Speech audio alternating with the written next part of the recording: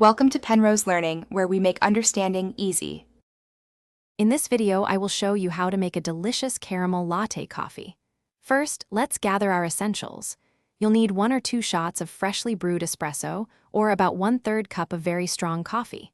Next, have 8 to 10 ounces of your favorite milk ready. Don't forget 2 tablespoons of luscious caramel sauce, and if you're feeling fancy, some whipped cream for topping.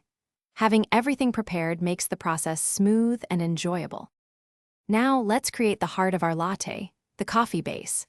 If you have an espresso machine, pull 1 or 2 shots of fresh espresso directly into your mug. This typically amounts to about 2 ounces.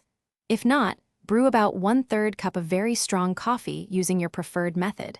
The key is to have a robust, hot coffee foundation that will stand up to the milk and caramel flavors. Pour it into your mug now. Next up is the creamy, dreamy milk.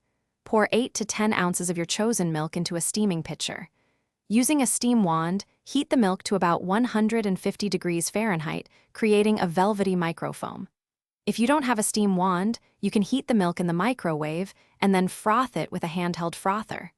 The goal is a smooth, slightly foamy texture, perfect for a latte.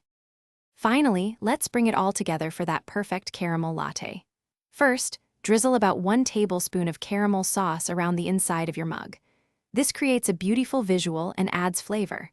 Then, slowly pour your perfectly steamed milk over the espresso, allowing the foam to settle on top. If you like, add a dollop of whipped cream and a final artistic drizzle of caramel sauce. Enjoy your delicious homemade treat.